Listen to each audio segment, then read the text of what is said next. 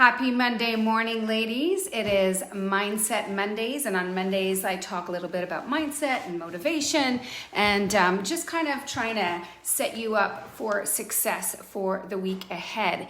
And today the topic that we're talking about is why I do not rely on motivation in order to be consistent with my healthy habits. And I wanted to talk about that because, obviously motivation is something that I discuss with women quite often. And sometimes some of the women in my program will be like, I'm just not really feeling motivated. I'm like, yep, that's normal. That'll happen. And so I wanted to talk about that and address that today and explain why I don't rely on motivation and what I do instead. So stay tuned because I'm going to give you 4 different tips and tricks that I use. Now, in the meantime, if you are brand new to the group, welcome and hello. My name is Haley and I am both the moderator of this group and I am also a perimenopause weight loss coach. And I basically help women figure out how to lose weight when they feel like nothing is working and how to improve their energy and create vibrant health and all those good things. But let's jump in for today. Hello, Krista, and hello, Carolyn. Nice to see you ladies here this morning. So let's dive in here. So the first thing that I want you ladies to understand is that we need to realize that motivation comes and goes. It ebbs and flows. And a really good analogy that I heard when it comes to motivation, well, 2 really good ones. So number 1 is like you can think of trying to rely on motivation, like trying to hold water in your hands. Like trying to hold water in your hands is impossible, right? Like the water just eventually kind of trickles out. Well, the same is true of motivation. Eventually it's going to run out. And what happens is a lot of times when we start working, we start something new. Like maybe you just read a book, like a brand new book, or you're just trying this new thing. Like maybe you're just starting keto, or maybe you're just starting intermittent fasting, or maybe you're just starting whatever it may be, right? And we get really kind of that's when our motivation is kind of at its high point and we're raring and we're ready to go. Or when women first begin my program, Perimenopause Body Solutions, right? They're super pumped and they are motivated, but there's gonna come a point in time where that motivation is gonna dwindle.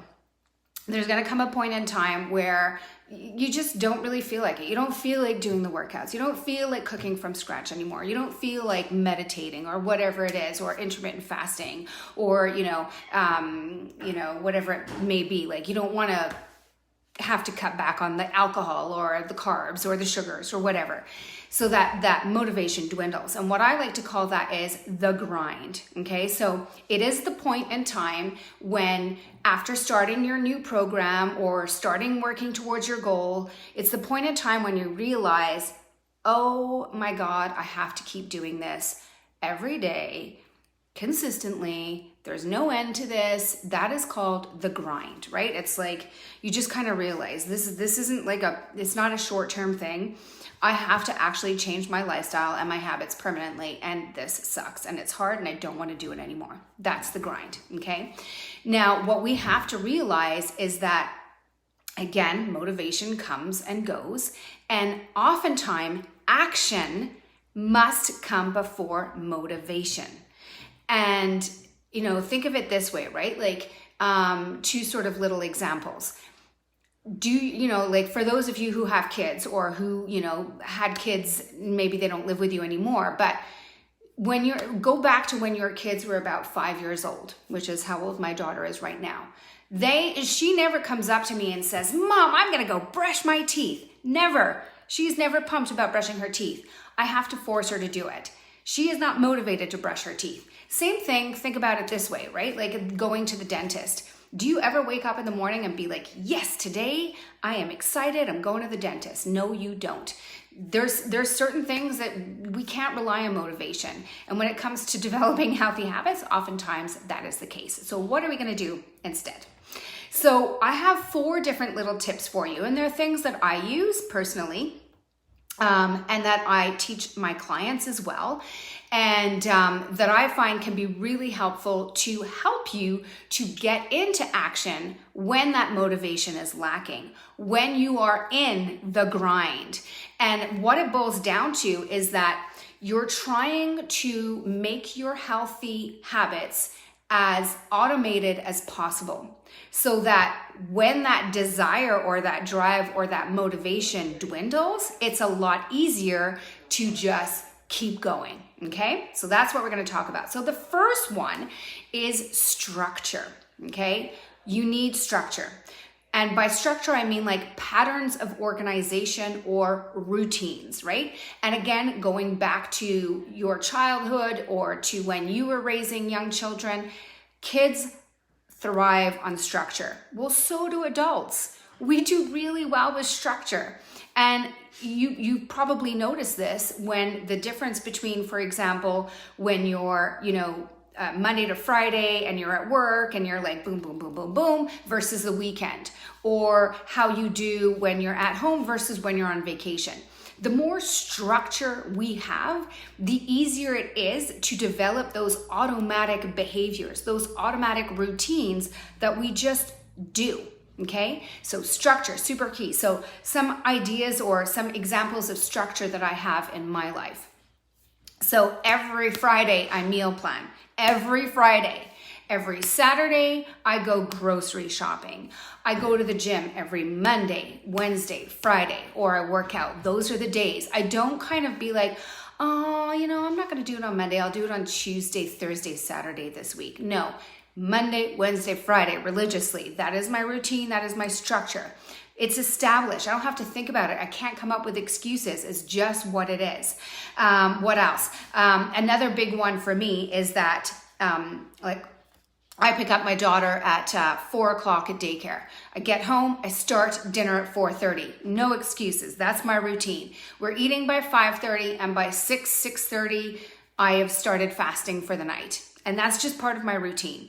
And because I do it consistently all the time, and I don't even have to think about it. It's just what I do, okay? So that's number one, structure. Strategy number two is scheduling. Okay, you have to schedule the things that you're not motivated to do. Again, going back to the example of the dentist, right?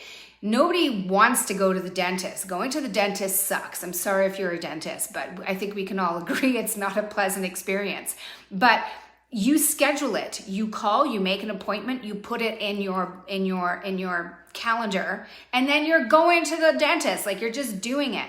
The same is true of whatever it is that you are struggling to find the motivation for. You have to structure it.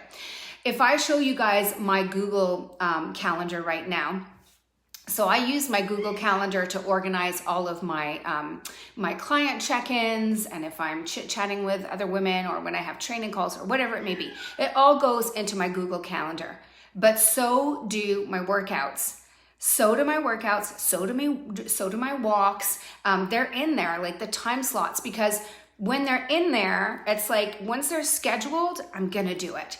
And so whatever it is that you're struggling with, schedule it, put it on a schedule. If you're struggling to cook, schedule it from 5 to 6 every day, block it off. That is when I cook. You've got to put them in your schedule. You also have to, like, another really big thing is scheduling a bedtime and a wake up, right? Most of you probably already schedule a wake up time, but if one of the things that you're struggling with is, for example, going out for lunch all the time, then schedule an earlier wake up, get up and make your lunch, right? But you've got to schedule it. Scheduling is a really important tool. And again, once it's scheduled, it's kind of like it's there, it's on paper, it's written down. You just take action. There's less need for motivation. You just take action. Okay, so the third one is just coming up with strategies, right? We have to come up with strategies to make our healthy habits more simple, more pleasurable, more convenient. Okay, this is such a key strategy. as strategies. And so just as an example, like I had a client who, she's a teacher. And so in the summertime, super easy for herself to make herself a priority. She's just about to go back to school and go back to full-time work. And so her question was like, well, Haley, what do I do? How do I make it this work? And we've been talking about the fact that September, like our theme for September is strategies of trying to figure out how to make the different habits that I teach her throughout my program, how to make them work within her new schedule, her new structure. And strategies can be anything. It's anything, once again, that makes these healthy habits simple, convenient, pleasurable. So I wrote down some examples. Like for me, Instant Pot. Using the Instant Pot and having a variety of Instant Pot meals. For me, that's a strategy that makes cooking simple and convenient. Batch cooking, which is where you would cook, example, 8 portions of something and freeze it, right?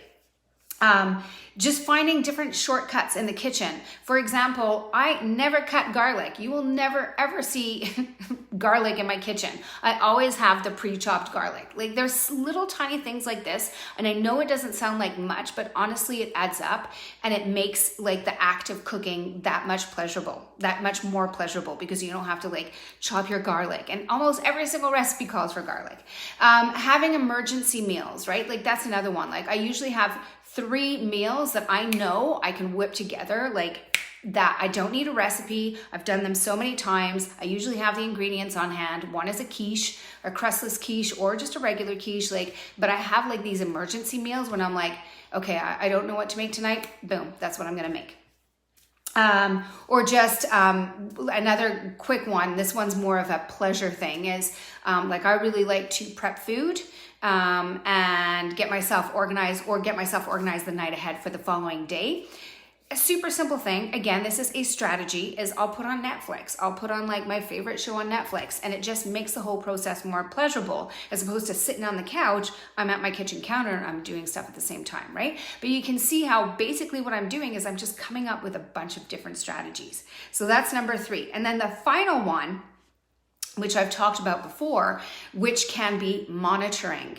So monitoring whatever it is you want to change, whether it is that you want to cut back on your drinking, or whether it is that you want to cook more meals from scratch, or you want to get to bed earlier, or get more hours of sleep, or go to the gym, or get in more steps, or whatever it may be. Monitoring is a great way of getting into action when motivation is lacking. And there's a little quote from Gretchen Rubin. If you've never read her book, she's got a really good book. It's called Better Than Before by Gretchen Rubin. All about making change when we're lacking motivation. And it's a really interesting book. I highly recommend it. And she says we manage what we monitor. And this is so true. And so again, just whatever it is that you're trying to change, start tracking it.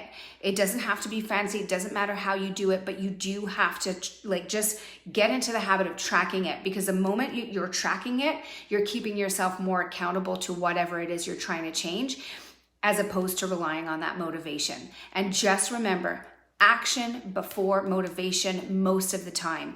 You will have periods where that motivation is going to go up and you're going to feel super great and you're going to be like, I'm loving this. I'm so, I am ready. I want to change my diet. I want to start working out. I want to do everything. But more often than not, you will not. And the same is true of everyone. Even the fittest of the fit pros that you see in the magazines, she does not always have motivation. What she has is systems and structures and strategies and a means of tracking to keep herself on track, to keep herself consistent. So that's what I have for you today. Thank you so much for watching, ladies.